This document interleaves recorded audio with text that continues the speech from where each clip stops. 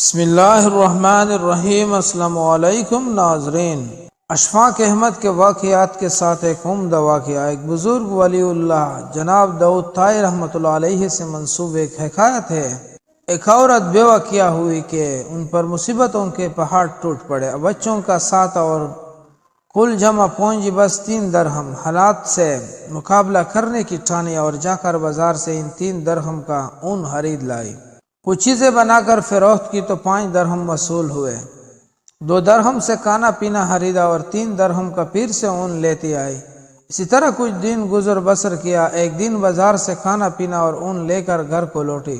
اون رکھ کر بچوں کو کھانا پینا دینے لگی کہ ایک پرندہ کہیں سے اڑتا ہوا آیا اور اون اٹھا کر لے گیا۔ عورت کے لیے اپنی کل کائنات کا یوں لوٹ جانا سہانے روح تھا۔ مستقبل کی ہولناکیوں سے خوفزدہ اور غم و غصے سے پاگل سی ہو کر رہ گئی۔ دوسرے دن سیدھا جناب داؤد طائی کے گھر گیا اور ان کو اپنا قصہ سنا کر ایک سوال پوچھا گیا۔ ہمارا رب رحم دل ہے یا ظالم؟ داؤد طائی رحمۃ اللہ علیہ نے عورت کی درد بھری کہانی سن کر پریشانی کے عالم میں اب اسے تسلی دے رہے تھے کہ اتنے میں دروازے پر دستک ہوئی۔ جا کر دیکھا تو 10 اجنبی اشخاص کو کھڑے ہوئے پایا۔ اسے امد کا مقصد اور مجرا پوچھا تو انہوں نے کہا کہ حضرت ہم سمندر میں سفر کر رہے تھے کہ ہماری کشتی میں ایک سوراخ ہو گئی۔ پانی اس تیزی سے بڑھ رہا تھا کہ ہمیں ہماری موت صاف نظر آ گئی۔ مصیبت کی اس گھڑی میں ہم میں سے ہر شخص نے عہد کیا کہ اگر اللہ پاک ہماری جان بچا دے تو ہم میں سے ہر آدمی 1 دینار درہم صدقہ دے گا۔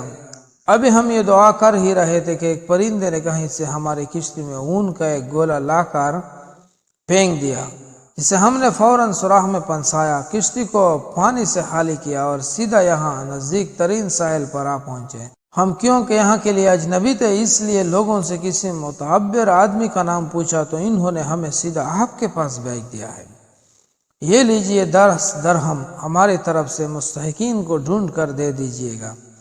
داؤد طائی رحمۃ اللہ علیہ رب العزت کی اس حکمت پر حیران و پریشان ہوتے ہوئے 10,000 درہم لے کر سیدھا اندر اس عورت کے پاس گئے۔ سارے پیسے اسے دیتے ہوئے کہا، اب میں تم سے ایک سوال کرتا ہوں، کیا تیرا رب رحمدل ہے یا ظالم؟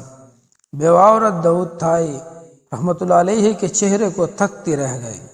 اس کی آنکھوں سے اشک جاری تھے، گویا اس کے جسم کا ہر حصہ ہر بال رب کے شکر میں ڈوبا جا رہا تھا۔ اللہ کی تدبیریں ہماری سوچ سے کہیں بہتر ہے۔ اللہ کا شکر ادا کرے اور اس کی ذات پر مکمل بھروسہ رکھے، وہ کسی کو تنہا نہیں چھوڑتا۔ اس جہان میں سارے لوگوں کو رزق پہنچاتا ہے، سب کو دیکھتا ہے، سب کی سنتا ہے۔